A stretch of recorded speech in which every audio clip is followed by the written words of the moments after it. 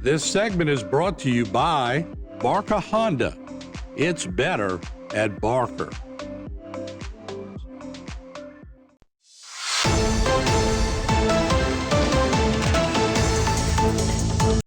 All right, we are back. The parish president is with us today, Mr. Jason Bergeron. Good to see you, Mr. President. Thank you for having me, sir. Oh, you've been busy. These bridges are, Man. you know, we can go back years and years. And, of course, let's just be frank. Every time I turn to go down the Dularge Bridge forever, since I was a kid driving, and you see it up and broken, it's a pattern. It happens quite a bit. But bring us up to speed. When we're talking about the bridges in Terrebonne Parish, you know, I guess we should start with what's a parish bridge and what's a state bridge, because a lot of people get confused. They lump them all into one, either the state or the parish, which is sort of unfair, but let's at least address that if we could. Yeah, so when we announced with the emergency order that we had 7 bridges down, of course, 3 of those being parish bridges, and it's, you know, when you look at, you know, what's parish versus what's state, the first thing I have to say is I know the residents will care, right? So at the end of the day, we're just working to get the bridges fixed. But, you know, anything that's going to be on a state highway is going to be a state bridge. Anything that's parish road or parish maintained is parish bridge. And you look at the 3 that we have, one that we included for numbers' sake is the Southdown Mandalay Bridge, of which that's out of service. That bridge has already been replaced, and so we just got to tear that one out. And so the only other 2 parish bridges that we're dealing with is, of course, Buquet Bridge, which was damaged for Ida, not only hit by vessels, but the roof of the wheelhouse got ripped off and electricals got damaged. And so we had to work with FEMA because it's a $10 million project. With the fact that the parish only had $65 million in insurance. So we have to work with FEMA to get the funding to get that bridge replaced. And basically everything but the approaches and the frame are going to be replaced. And then you have the pontoon bridge in Dulac, which of course was hit by a barge. And we're working on getting the repairs done. And that, you know, as of right now, we're looking at about $1 million of repairs on that bridge. So outside of that, everything else we're dealing with is state bridges. And that's what in the conversations I've had, it's every kind of situation. We got new construction, we got damages, we have malfunctions, we have complete replacements through damage, like for hurricane, and through all different kind of funding sources. So even at the state level, like the Dayville Bridge is a state bridge, but they're working with federal funds to fix that bridge. And so anytime you add a layer like that, it just complicates the repair. And at the end of the day, you know, I know the governor's working. I got to say this, governor's working to fix the OTD. It's probably 30 years past due. But they put a new director in, Glenn Leday. We're talking every day to have conversations about the issues that we're dealing with, especially now with the Dularge Bridge in that mix, and hopefully having that repaired by tomorrow with swapping a motor from one side to the other. But, you know, these bridges, people talk about parts, they talk about everything else, and some of these bridges, like the Dularge Bridge, the motors on that bridge are from the 70s. And so in a situation where if you could keep a backup appliance or backup car or backup engines at your house, it does become an affordability conversation both at the parish and state level. Keeping in mind, everything's built by the lowest bidder.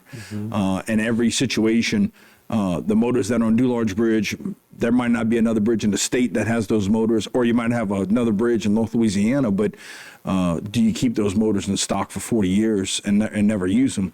It's that conversation that you got to make sure everybody understands. I think Glenn Leday was a good choice.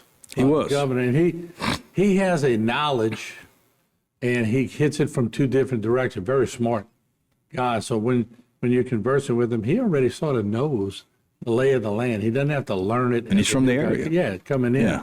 So I think he's going to be good. But wouldn't it be nice if President Trump's idea, let's just give the states money for all that, and they can bring it to the parishes. You don't have to wait on FEMA. Every parish president that's ever sat on this news desk, FEMA comes in, they make all these promises, but then you got to wait, and it puts you all at a disadvantage. Would it be nice to just get that money allocated? It'd be real nice. And that's, you know, when you say, why should we really wait on FEMA? You know, we had $65 million worth of insurance during when Ida hit, and the power plant project alone is $170 million. Yeah. You know, we just didn't have the insurance to cover everything, couldn't afford the insurance to cover everything if we could. As comparison with the school district, they had $10 million in insurance and $200 million in damages, right? So it's the process of getting that money to flow faster. And, you got to dot your I's, cross your T's. You got to go through environmental and compliance and everything else. And so working with FEMA on the Butte Bridge, by them not changing the frame, it actually cut the project 6 months in time.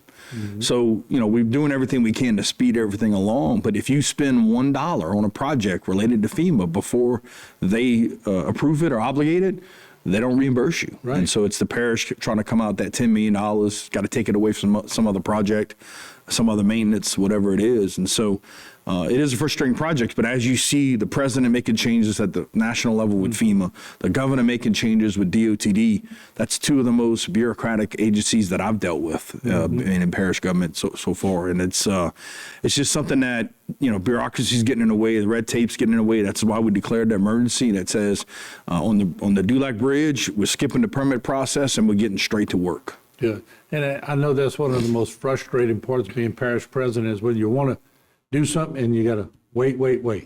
But, or else you don't get reimbursed, like you say. So you got to follow the rules, but that's hard to do sometimes. It is. Look, it's a bucket of money, right? And when we're out, we're out. And that bucket is everything from paying employees to building projects to paying electric bills and everything else that everybody else deals with in business and their residents. And so our responsibility is to make sure we spend that money as efficiently and as responsible as possible. All right, we'll take a short break. We'll be back more with the parish president. Don't go away.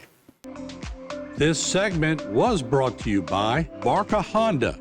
It's better at Barker.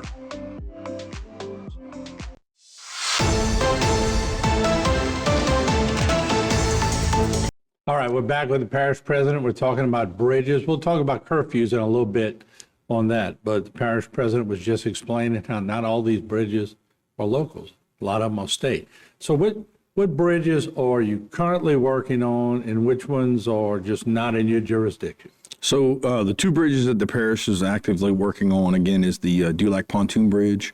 That was struck by a barge. So we were going through the evaluation and repair process because we're looking at, again, about $1 million worth of damage.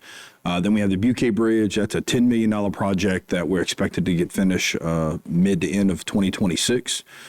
We actually started fabrication work off-site and we'll eventually move on-site. And then you go to the state bridges coming around. We have the Bayou Pontoon Bridge, which is a bridge that belongs to the state, was also struck by a barge. The estimated time frame to get that project completed is the end of August. We have the Company Canal Bridge, which is a year past being delivered, of which the contractor's getting hit $10,000 a day on that project. Ouch. And I had a conversation this morning. They're still telling me it's looking like the 27th. And they're trying to do everything they can for that not to push. And then there's going to be a conversation about getting Country Drive fixed. And we've been having those conversations with the state with the fact that they put a lot more traffic on that road, even though when the state detour, they still need to fix it. We come around and we have the Large Bridge that went out yesterday. It has 2 motors per side. Both motors on the south side failed. Those motors are from 1977, as I understand it. So they are looking at moving one of the motors from the south side to the north side. If that works, I'm sorry, from the north side to the south side. If that works, that should be back in operation tomorrow. If for whatever reason they move it and it doesn't work, if there's another electrical type issue going on, then we could be looking at that thing being down for 2 weeks, which is why we worked with the Coast Guard to get the curfew adjusted. Yeah, how do you get that done? That's a hard feat to do sometimes. We've been having conversations on the Bergeron Canal Bridge about, what happens if the repairs fail and making sure that we do some things with a temporary bridge. And so those conversations dealing with the person in New Orleans with the Coast Guard that controls whether bridges open or close. I reached out to him last night and said, we're in a bind. We need the curfews extended. And so he didn't hesitate right off the bat and said, yes, we're going to make it happen. And so we've extended the curfews at morning, at noon, and at the end of work here for the Houma Navigational Canal Bridge, which is the pivot bridge by the Dulac Bridge. And then we get the Bergeron Canal Bridge, right? They started repairs as of yesterday, changing the floor beams. They have 4 floor beams to change. They're saying it's going to take one a week. Going to take a week to do one. And from there, they're saying that bridge should be open back to vehicle traffic around July 21st. There's other work they're going to have to do after that that'll take it to the end of August, but it will be opened up to vehicle traffic, of course, pending weather. It rains every day. They got to make sure they work in safe conditions and people don't get electrocuted or hurt. So, but again, we're working every day. Dageville Bridge is the final bridge. I've had conversations again this morning about what can we do to get the cables faster. Right now, they're scheduled to come in on August 8th, and then they got to do the repairs of straighten the girder. That bridge basically malfunctioned, tried to pull itself apart, so the cable's all stretched out. And right now, they can't put the bridge in vehicle position because if the cables would give way, the counterweights could fall on somebody's vehicle from the top of the bridge. And so they are trying to consider as much safety issues as possible, but we are having conversations about trying to buy those cables faster. I'm hoping to have information actually today on that to give to the state that provides an opportunity to maybe get those cables in a month and a half faster than they originally intended. So I'm sure you thought of this already, but how can we maybe get, and I'm sure people could also call you up, and how can we get information in quicker when they see something with a bridge? Even the bridge tenders could probably be a valuable asset to you, but I'm sure y'all already on task to make sure that in the future y'all are doing this, because let's be honest, y'all inherit a lot of things. And I never blame a parish president for something going wrong when it could have been fixed 30 years ago, 25 years ago, 20 years ago. So what are we putting in place to make sure that we're vigilant in the future? Well, we're again trying to work with everything with DOTD as much as we can. People are talking about local contractors and local vendors, and the state has to go through the bid process. So with the bid process and 30 days and lowest bidder, I mean, that's all the stuff that we are dealing with, where a lot of these bridges are different. I even asked the governor when I met with him earlier this year, going, why have we gotten away from metal bridges? Why is everything concrete bridges now? Because they seem to be twice as big and twice or three times as expensive. Maybe we go back to the heyday of the metal bridges and stuff. So again, you got some policies and some things that have been put in place over time that have put us where we are.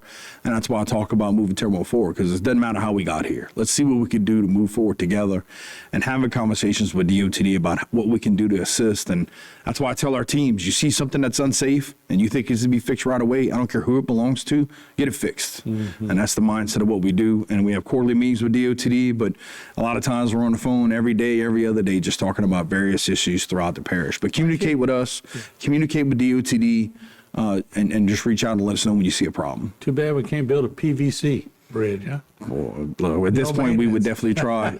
We'd work and do anything. And again, it's really the conversation we've been having with DOTD is the opportunity to do some things differently, do some things better, try some things that maybe hadn't been done before. And again, what the parish can do to step in and assist with that, and even working with our congressman. I had conversations with Clay Higgins about paying for some things that the federal government said they won't cover if you don't follow protocols or regulations, and trying to find money to get some of these projects moving along. Give you the power to fix it. We appreciate you being here, and thank you for that. And good luck, and we'll bring you on later on for Thank you. Be safe, and God bless. All right. We'll be back. Parish President Jason Bergeron will take a break. We'll be back with more. Sorry. This segment was brought to you by Buick. Exceptional by design.